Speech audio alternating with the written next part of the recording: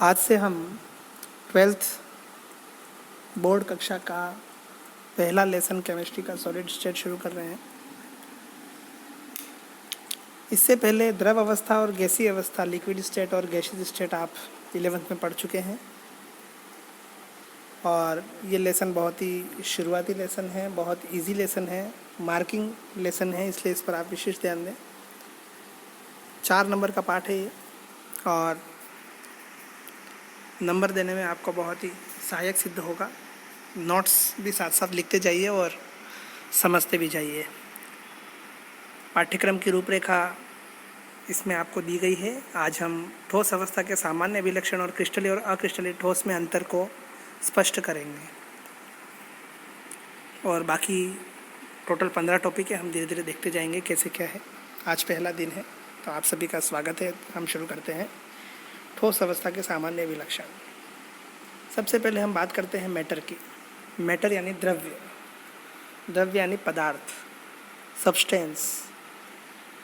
द्रव्य का मतलब होता है, द्रव्य और द्रव अलग अलग है। द्रव्य का मतलब है matter, everything which has volume as well as mass, यानी जिसके अंदर मास होता है, द्रव्यमान होता है और वो कुछ न कुछ जगह घेरता है, उसको हम बोलते हैं द्रव्य। प्रत्येक ब्रह्मांड की वह चीज़ जो स्थान घेरती है कुछ न कुछ और जिसका मास होता है, द्रव्यमान होता है, वह द्रव्य कहलाती है। और द्रव्य की मुख्य रूप से 3 अवस्थाएं हैं। वैसे 4 होती हैं लेकिन मुख्य रूप से 3 अवस्थाएं हैं। एक है सॉलिड, दूसरा लिक्विड और तीसरा है गैस। ठोस, द्रव और गैस। चौथी स्टेट और होती है जिसका नाम है प्लाज्मा, लेकिन वो हमारे कोर्स में नहीं है और उच्च कक्षाओं में अध्ययन इसका किया जाता है, इसलिए हम यहाँ पर मुख्य रूप से 3 अवस्थाएं पढ़ेंगे, ठोस, द्रव और गैस। अब कोई भी पदार्थ किस अवस्था में रहेगा ये 2 चीज़ों पर डिपेंड करता है, क्योंकि पदार्थ की जो अवस्थाएं हैं, ये जो 3 अवस्था हमने पढ़ी, ठोस, द्रव और गैस, ये जो अवस्थाएं हैं वो जिन कणों से मिलकर बने हैं पदार्थ, कंस्टिट्यूएंट पार्टिकल्स, जिन अवयवी कणों से मिलकर ये बने हैं, वो पास पास स्थित है या दूर दूर स्थित है, इस पर डिपेंड करता है। ठोस अवस्था में ये बहुत पास पास स्थित होते हैं अवयवी कण, द्रव अवस्था में थोड़े दूर होते हैं और गैस अवस्था में बहुत दूर दूर स्थित होते हैं। तो किसी भी पदार्थ का ठोस, द्रव या गैस अवस्था में रहना 2 फैक्टर्स पर डिपेंड करता है। सबसे पहला है उन अवयवी कणों को, जिस कणों से मिलकर के वो पदार्थ बना है, उनको पास में लाने वाला फैक्टर। पास में लाने वाला फैक्टर कौन सा है? अंतराण्विक आकर्षण बल। अंतराण्विक आकर्षण बल यानी इंटरमोलिकुलर अट्रैक्शन फोर्स। ये intermolecular attraction force constituent particles को पास में लाने का प्रयास करता है, इनको निकट लाने का प्रयास करता है ना, जिससे कि ये आपस में जुड़ सकें। दूसरा कौन सा फैक्टर है जो इनको दूर ले जा सकता है? तो वो कौन सी एनर्जी हो सकती है? उसका नाम है ऊष्मीय ऊर्जा, थर्मल एनर्जी, है ना। तो ये थर्मल एनर्जी जो क्या करती है, ये अवयवी कणों को दूर ले जाने का प्रयास करती है। इससे अवयवी कण एक दूसरे से दूर हटेंगे। तो 2 फैक्टर हो गए, एक पास में लाना फैक्टर, पास में लाने वाला फैक्टर अवयवी कणों को, दूसरा फैक्टर है अवयवी कणों को दूर ले जाने वाला फैक्टर। इन दोनों फैक्टर्स का जो बैलेंसिंग है या इन दोनों फैक्टर्स का कम या ज़्यादा होना है, वही यह डिसाइड करता है, यह निश्चित करता है कि वो पदार्थ किस अवस्था में रहेगा। जैसे कि अगर हम सोचें, जब अंतराण्विक आकर्षण बल अधिक प्रबल हो थर्मल एनर्जी की तुलना में, तो वो पदार्थ ठोस अवस्था में रहेगा। अंतराण्विक आकर्षण बल ज़्यादा प्रभावी हो ऊष्मीय ऊर्जा से, तब तो वो ठोस अवस्था में रहेगा। जैसे जैसे टेम्परेचर बढ़ाएंगे या तो ऊष्मीय ऊर्जा बढ़ेगी और इंटरमोलिकुलर अट्रैक्शन फोर्स कम होते जाएंगे। जब अंतराण्विक आकर्षण बल और ऊष्मीय ऊर्जा दोनों संतुलन में होंगे, उस समय पदार्थ द्रव अवस्था में परिवर्तित हो जाएगा और अधिक ऊष्मीय ऊर्जा देने पर ताप के द्वारा ऊष्मीय ऊर्जा का मान अंतराण्विक आकर्षण बल से भी अधिक हो जाएगा और पदार्थ गैसीय अवस्था में बदल जाएगा। तो कहने का मतलब, अगर अंतराण्विक आकर्षण बल ज़्यादा हो तो ठोस अवस्था, ऊष्मीय ऊर्जा ज़्यादा हो तो गैस अवस्था, और दोनों फैक्टर्स संतुलन में हो, बैलेंस में हो तो द्रव अवस्था। यहाँ हमने देख रखा है कि टेम्परेचर किस तरीके से अवस्था में परिवर्तन करता है। कोई पदार्थ ठोस अवस्था में है तो गर्म करने पर द्रव अवस्था में बदल जाता है, और द्रव अवस्था को गर्म करने पर वह गैस अवस्था में बदल जाता है। गैस को ठंडा करने पर वह द्रव अवस्था में, और द्रव को ठंडा करने पर वह ठोस अवस्था में। अब गैसीय अवस्था और द्रव अवस्था, इनकी जानकारी हम 11वीं क्लास में ले चुके हैं। 12th में हम सॉलिड स्टेट के बारे में विस्तार से पढ़ेंगे। सबसे पहले हम देखेंगे ठोस अवस्था के सामान्य विलक्षण कौन कौन से हैं। ठोस अवस्था के सामान्य विलक्षण हैं, इसमें अवयवीकरण प्रबल अंतराण्विक आकर्षण बल से बिल्कुल निकट स्थित होते हैं, पास पास स्थित होते हैं। ये जो कण हैं वो अपनी माध्य स्थिति के सापेक्ष दोलन तो कर सकते हैं, लेकिन अपनी स्थिति से हटेंगे नहीं, किसी भी कारण से हटेंगे नहीं। यही कारण है कि ठोसों का आकार एवं आयतन निश्चित होता है। क्यों? क्योंकि उनकी स्थिति भी निश्चित होती है अंतराण्विक प्रबल आकर्षण के कारण, और इसके कारण इनके निम्न अभिलक्षण होते हैं। सबसे पहला, ये दृढ़ होते हैं, इनका आकार एवं आयतन निश्चित होता है। दूसरा, इनमें अंतराण्विक आकर्षण बल बहुत प्रबल होता है। तीसरा, इनके अवयवी कणों के मध्य अंतराण्विक दूरियां बहुत कम होती हैं। चौथा, कम स्थान में अधिक कणों के समाने के कारण इनका घनत्व बहुत उच्च होता है। पांचवा, असंपीड्यता, इनकॉम्प्रेसिबिलिटी। इनकॉम्प्रेसिबिलिटी का मतलब प्रेशराइज करने की कैपेसिटी। चूँकि कण पहले से पास पास में स्थित है, अंतराण्विक दूरी कम है, इसलिए इन्हें और अधिक प्रेशराइज नहीं किया जा सकता, इन पर और अधिक दाब लगाकर इनको और अधिक निकट नहीं लाया जा सकता, इसलिए ये असंपीड्य होते हैं। जब इनके बीच में गैप ही नहीं है तो उस गैप को कम कैसे करेंगे। छठा, गैस व द्रव की तुलना में इनका विसरण नगण्य होता है, क्योंकि इनमें अवयवी कण बहुत पास पास होते हैं और घूमने हेतु स्वतंत्र नहीं होते हैं, जैसे गैस में होते हैं। विसरण का गुण किसे कहते हैं कि हमने अगर घर के एक कोने में अगरबत्ती लगाई तो दूसरे कोने तक उसकी सुगंध आती है, विसरण के कारण, गैसों के एक दूसरे में मिश्रित होने के कारण। इनमें विसरण का गुण नहीं होता, किसी में मिश्रित होने की क्षमता नहीं होती, और वैसे भी ये अपने स्थान से एक स्थान से दूसरे स्थान तक गमन नहीं कर सकते। और सातवां, गर्म करने पर ये द्रव में बदलते हैं, और जिस ताप पर ये द्रव में बदलते हैं, पिघलते हैं, सॉरी यहाँ निकलते हैं गलत शब्द गया है, पिघलते हैं, वह ताप उसका गलनांक कहलाता है। ठीक है। अब ठोस अवस्था के मुख्य गुण हमने देख लिए। ठोस पदार्थ दो प्रकार के होते हैं मुख्य रूप से, क्रिस्टलीय और अक्रिस्टलीय। इंग्लिश में कहते हैं इन्हें crystalline solids and amorphous solids.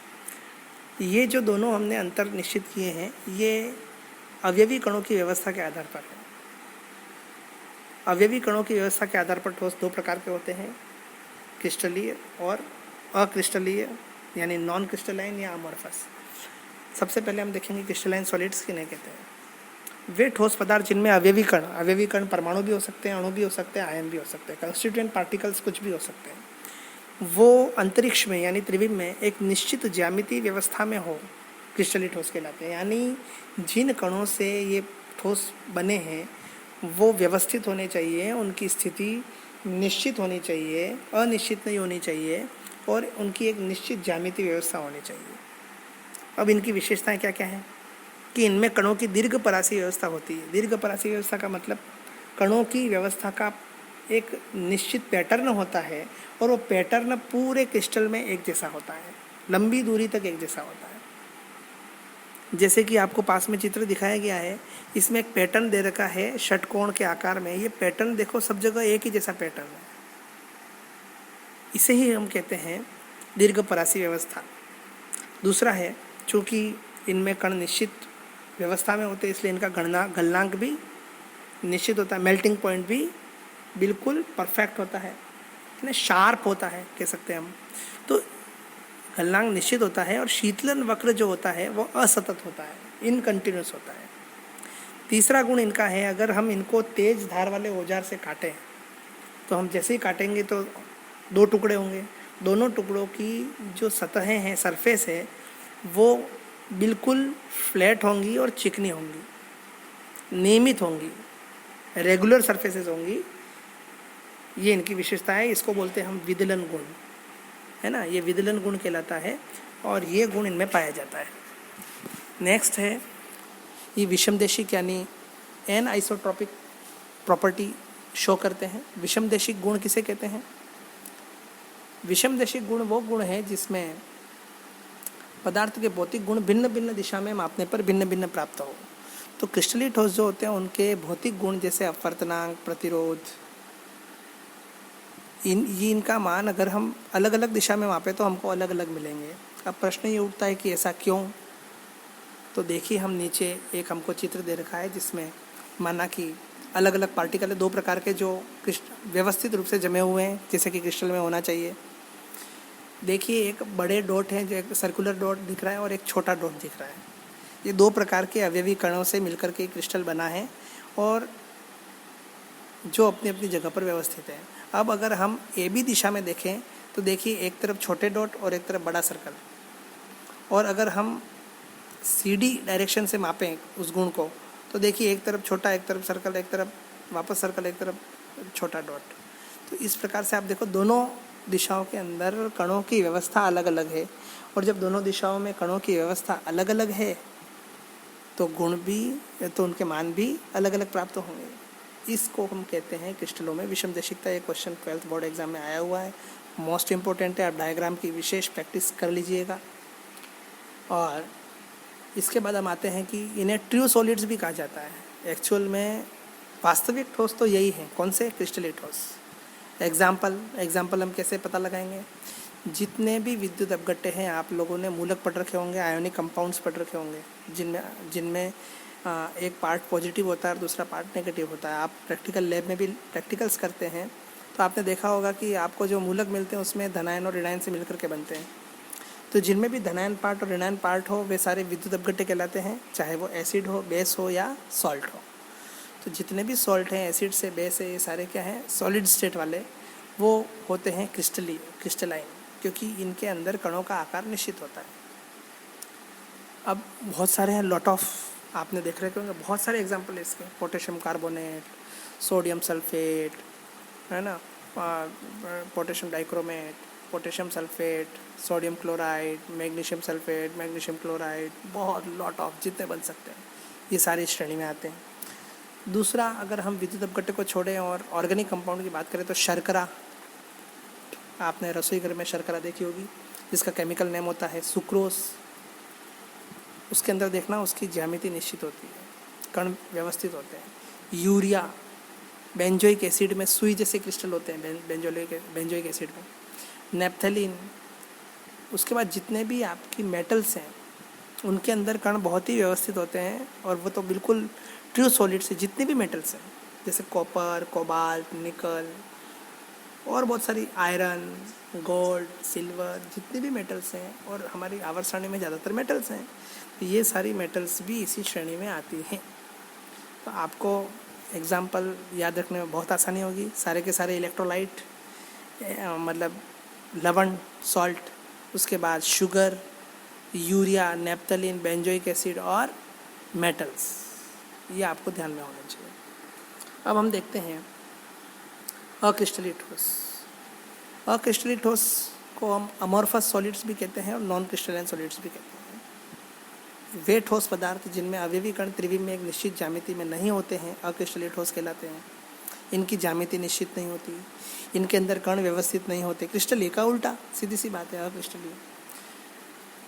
दूसरी विशेषता ये है इनकी कि इनमें ऐसा क्यों होता है कि इनमें कणों की लघु परासी व्यवस्था होती है। मतलब आप देखिए यहाँ पर जो डायग्राम दिया गया है, इसमें ऊपर हमने देखा था वो षटकोणी जो व्यवस्था थी वो पूरे क्रिस्टल में एक जैसी थी, और यहाँ पर बिखरी हुई सी लग रही है हमको। यानी जो भी व्यवस्था है कणों की वो ज़्यादा दूरी तक दिखाई नहीं देती, कुछ दूरी तक ही दिखाई देती, उसके बाद वो बिखर जाती है।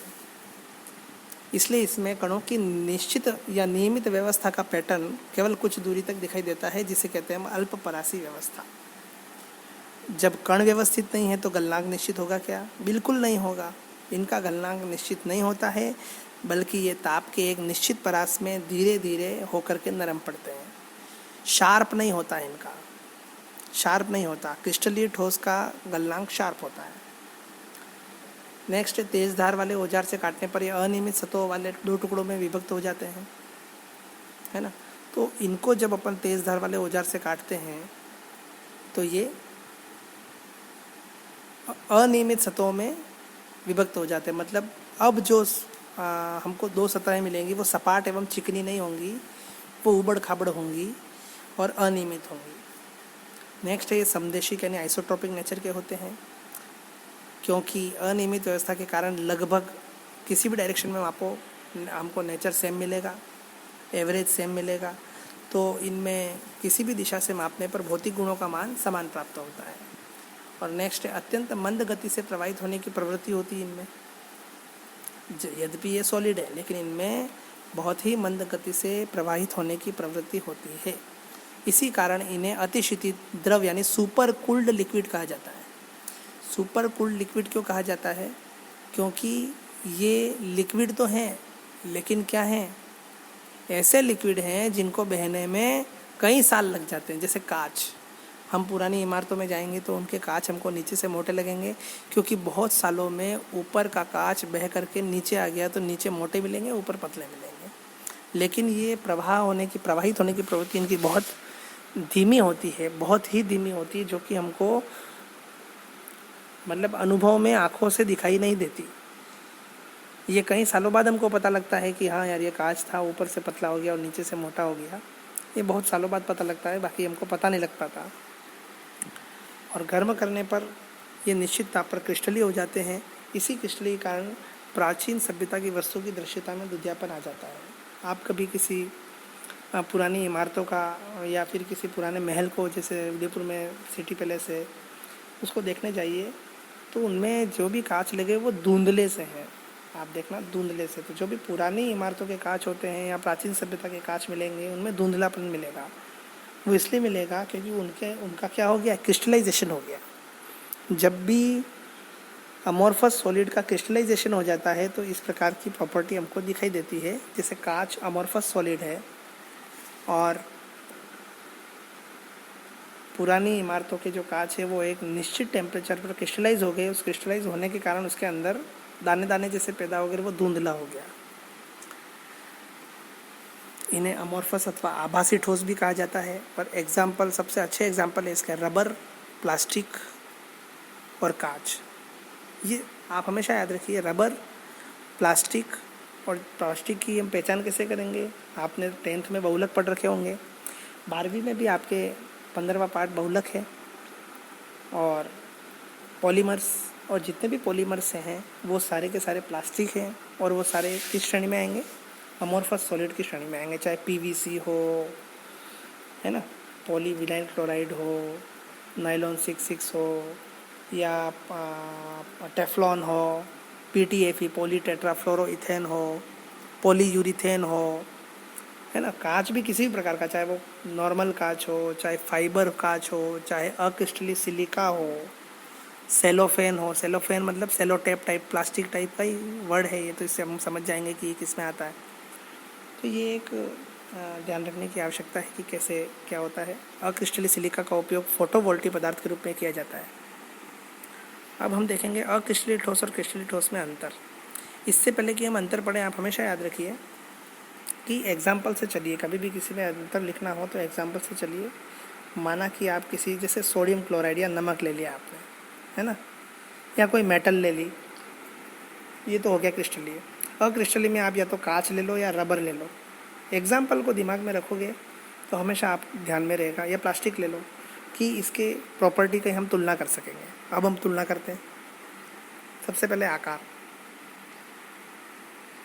क्रिस्टलीय ठोस का निश्चित आकार होता है, निश्चित अभिलाक्षणिक यानी कैरेक्टरिस्टिक इसकी ज्योमेट्रिकल शेप होती है। और अक्रिस्टलीय ठोस यानी अमोर्फस सॉलिड की निश्चित ज्यामिति नहीं होती। दूसरा है अवयवी कणों की व्यवस्था। क्रिस्टलीय ठोस में दीर्घपरासी व्यवस्था होती है, लॉन्ग रेंज पैटर्न होता है, इसमें स्मॉल रेंज पैटर्न होता है, यानी कणों का निश्चित पैटर्न ज़्यादा लंबी दूरी तक दिखाई देता है और इसमें केवल कुछ दूरी तक दिखाई देता है। तीसरा है मेल्टिंग पॉइंट। जब अवयवी कणों की ज्यामिति निश्चित होगी, निश्चित व्यवस्था होगी, तो उनका गलनांक क्या होगा? शार्प होगा क्रिस्टलीय में, और अक्रिस्टलीय में शार्प नहीं होगा। फॉर एग्जांपल, अगर बेंजोइक एसिड का मैं एग्जांपल लूँ तो आप कहीं पर भी इसका मेल्टिंग पॉइंट निकालो, शार्प मिलेगा कि वो इतने टेम्परेचर पर ही पिघलेगा। लेकिन अगर आप किसी प्लास्टिक को लेते हो या कांच को लेते हो तो हो सकता है यहाँ पर तो किसी और टेम्परेचर पर है और कोई दूसरा करे तो किसी और टेम्परेचर पर पिघले, यानी इसमें रेंज होती है, इसमें शार्प होता है। अक्रिस्टलीय ठोस में ताप की एक रेंज होती है जिसमें वो नरम पड़ जाते हैं और इसमें बिल्कुल पिघल करके लिक्विड में चेंज हो जाते हैं, क्रिस्टलीय में शार्प मेल्टिंग पॉइंट पर, शार्प टेम्परेचर पर। नेक्स्ट है आपका विदलन गुण। विदलन गुण में तेज़ धार वाले औजार से काटने पर जो दो सतहें मिलेंगी वो सपाट एवं चिकनी होंगी क्रिस्टलीय में, और अक्रिस्टलीय में खुरदरी होंगी यानी अनियमित सतहें होंगी। दिशात्मक गुण की बात है, डायरेक्टिव प्रॉपर्टीज़ के अंदर उल्टा है, थोड़ा ध्यान रखना, थोड़ा सा कंफ्यूज नहीं हो जाए, बच्चे उल्टा लिख लेते हैं। क्रिस्टलीय विषमदेशिक होते हैं, अक्रिस्टलीय समदेशिक होते हैं। क्रिस्टलीय एन आइसोट्रोपिक होते हैं और वो आइसोट्रोपिक होते हैं। तो विषमदेशिक और समदेशिक वाला आपको मैंने बता दिया था। विषमदेशिक में भिन्न भिन्न दिशाओं में मापने पर भी फिजिकल प्रॉपर्टीज सेम मिलती है, सेम नहीं मिलती है, सॉरी, अलग अलग मिलती है। और समदेशिक में डिफरेंट डायरेक्शन में मापने पर भी भिन्न भिन्न भौतिक राशियों का मान सेम मिलता है। प्रकृति, नेचर, ये ट्रू सॉलिड्स है, ये आभासी है, इन्हें अतिशीत सुपर कूल्ड लिक्विड भी कहा जाता है। एग्जाम्पल मैंने आपको बता दिया था, सॉल्ट, मेटल और क्वार्ट्ज। ध्यान रखना, क्वार्ट्ज यानी रेत, SiO2 इसका फॉर्मूला होता है।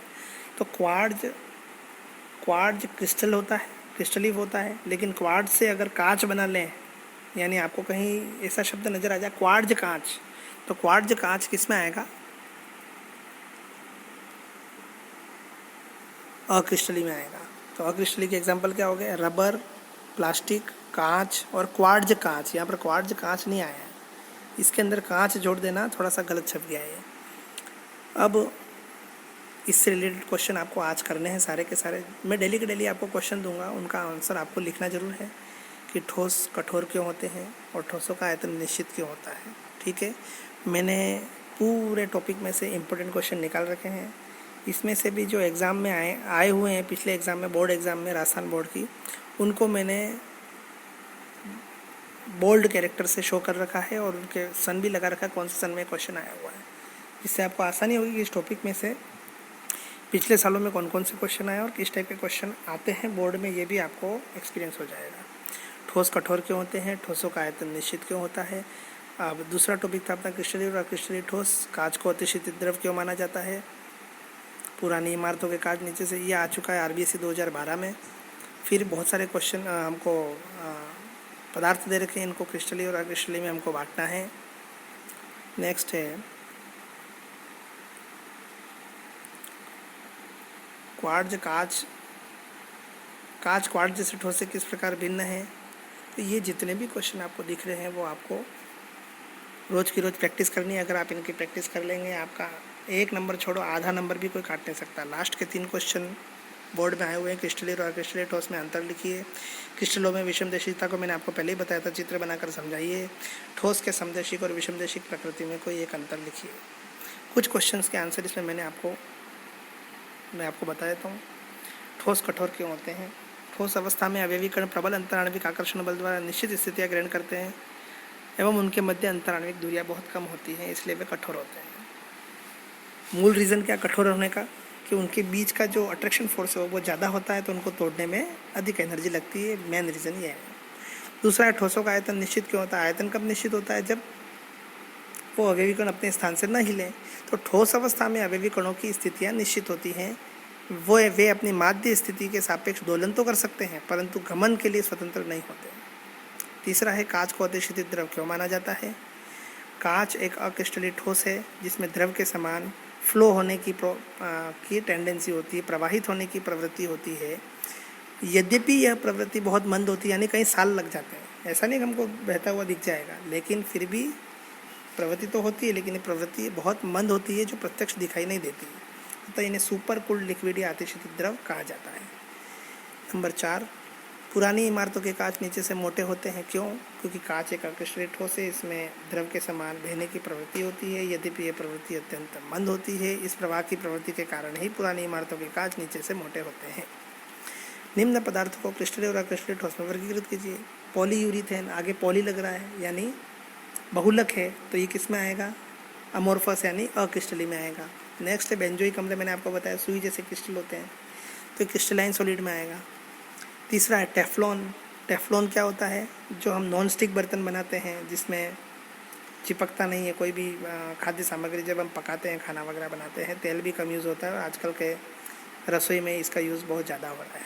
तो टेफ्लॉन जो है वो भी पॉलीमर है तो ये किस में आएगा, अमोर्फस यानी अक्रिस्टली में आएगा। पोटेशियम नाइट्रेट सॉल्ट है, पोटेशियम अलग नाइट्रेट अलग, सॉल्ट है लवण है, क्रिस्टली में आएगा। सेलोफेन, मैंने आपको पहले बताया सेलोफेन या सेलो टैप प्लास्टिक टाइप का है, इसका मतलब भी किस में आएगा, नॉन क्रिस्टलाइन यानी अमोर्फस अक्रिस्टली में आएगा। पीवीसी नाम से ही स्पष्ट है, पॉली विनाइल क्लोराइड, आगे पॉली लग रहा है यानी प्लास्टिक है, यानी पॉलीमर है, बहुलक है, अक्रिस्टलीय में आएगा ये। रेशा कांच, रेशा हो चाहे जो हो, कांच आ गया ना, इसका मतलब अक्रिस्टली में आएगा। तांबा मेटल है, धातु है, ये क्रिस्टली में आएगा। और नेफ्थलीन भी क्रिस्टली में आएगा। क्वेश्चन नंबर 6, कांच क्वार्ट्ज जैसे ठोस से किस प्रकार भिन्न है और किन परिस्थितियों में क्वार्ट्ज को कांच में बदला जा सकता है। कांच और क्वार्ट्ज बिल्कुल अलग है। क्वार्ट्ज होता है रेत, जिसका सूत्र होता है SiO2 सिलिकॉन डाइऑक्साइड, और रेत आपने देखी होगी क्रिस्टली होती है। लेकिन जब इस क्वार्ट्ज को यानी रेत को उच्च ताप पर गर्म करके तुरंत ठंडा करें तो कांच बन जाता है।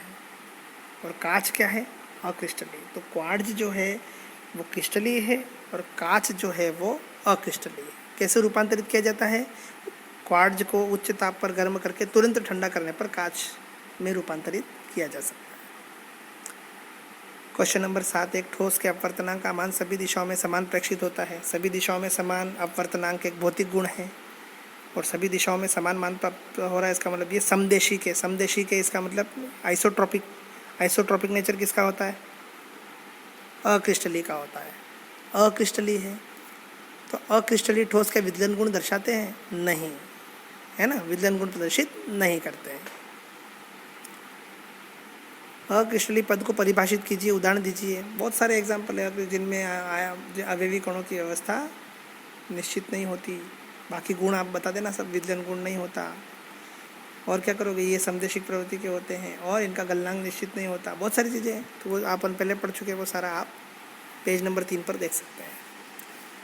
प्राचीन सभ्यता से बनी वस्तुओं की दृश्यता में दुधियापन क्यों पाया जाता है, क्रिस्टलीकरण के कारण। आपको बताया था मैंने कि प्राचीन सभ्यता के कांच निश्चित ताप पर क्रिस्टलीकृत हो जाते हैं और इस क्रिस्टलीकरण के कारण ही उनमें दुधियापन पाया जाता है। कभी कभी ऐसा भी होता है एग्ज़ाम में टीचर बिल्कुल पास में आ जाता है, अपने पास लिखने का समय नहीं होता है और मात्र 2 या 3 सेकंड का समय होता है, और ऐसा क्वेश्चन हो उस समय केवल इतना लिख दो क्रिस्टलीकरण के कारण, बस, तो भी नंबर मिल जाएगा। To the point answer science के अंदर बहुत ज़रूरी है, इधर उधर की बात ना करके टू द पॉइंट आंसर लिखो, नंबर पूरे मिलेंगे। नेक्स्ट क्वेश्चन है, सूर्य के प्रकाश को विद्युत में रूपांतरित करने के लिए उपलब्ध श्रेष्ठतम प्रकाश वोल्टी पदार्थ कौन सा है। अक्रिस्टली सिलिका, अमोर्फस सिलिका।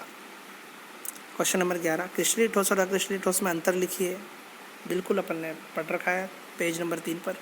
और क्रिस्टलों में विषम देशिकता को चित्र बनाकर समझाइए, पेज संख्या 2 पर।